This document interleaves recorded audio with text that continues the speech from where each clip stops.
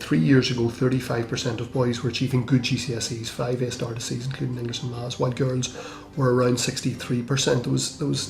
They were nearly twice as poor, the results. So the school decided to invest significantly in closing that gap and to make it a whole school focus. It was a responsibility for the entire school community, for the boys themselves, and to develop strong relationship with their parents to close that gap. And we were very successful in doing that. In 2015, 2 years after we identified that as a significant problem, we had raised the attainment outcome for boys at GCSE to 65%.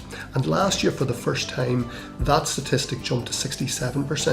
And for the first time in our history, the boys were outperforming girls at that good GCSE metric, that benchmark 5 A-star to C, including English and Maths. So when you come into the school, you will notice a massive focus on improving your literacy, improving your numeracy. It doesn't just belong to the English and mathematics departments, it belongs to the entire school.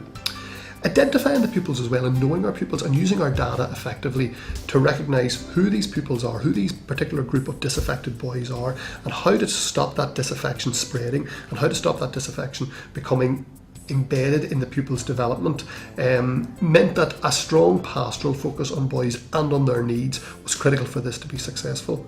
The Signature Project, which unfortunately has come to an end, was also had a big critical effect in improving the outcomes for boys.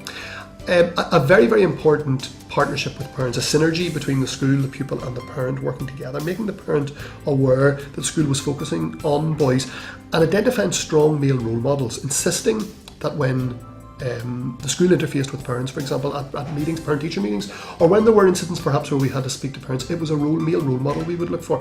Maybe not necessarily always the father figure, but maybe as an older brother, grandfather, uncle, but letting boys realise that strong role models in their life can have a positive impact on their outcomes. And targeted, focused classroom assistance support.